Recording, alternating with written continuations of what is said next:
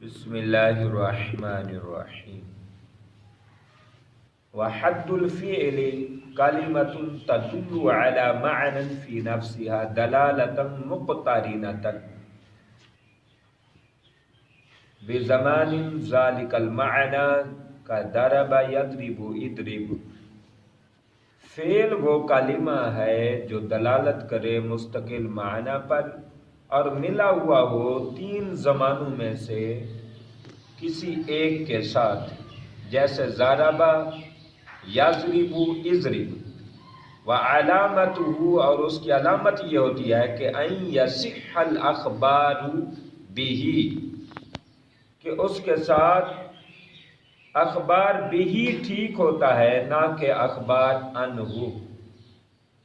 ودخول قد، کہ فعل کی علامت یہ ہے کہ وہ قد شروع میں ہوگا، جیسے قد ضربہ، اور سین شروع میں ہوگا جیسے سیقول، اور سوف اس کے شروع میں ہوگا جیسے سوف، فسوف یحاسب حسابا یسیرا، اور جزم ہو جیسے اضرب، اور گردان ہو طرف ماضی کے اور مضارع کے، یعنی اس کی گردان ہو سکے ماضی اور مضارع کی۔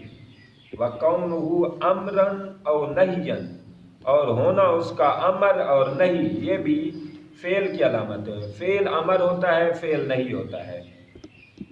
اور ضمیریں بارز اس سے ملی ہوئی ہوں جو مرفوع ہوں، جیسے ضربت، اور تا تانیث ساکن اس میں ملی ہو جیسے ضربت، اور نون تاکید ہو، نون تاکید ثقیلہ اور خفیفہ ہو، یہ بھی فعل کی علامت ہوتی ہے۔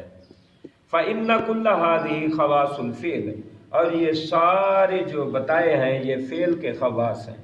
اور معنی اخبار بہ کا یہ کہ ہو محکوم بہ، جس کے ساتھ حکم لگایا جائے، اور نام رکھا جاتا ہے فعل، تو اسم کے ساتھ اس کی اصل کیا ہوتی ہے، یعنی وہ مصدر ہے، اس لیے کہ مصدر وہ فاعل کا فعل ہوتا ہے حقیقتاً۔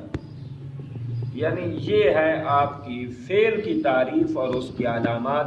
مزید جب ہم آگے بڑھیں گے، پریکٹس کریں گے، تو آپ کو مزید بہتر سے بہتر سمجھ آتی جائے گی۔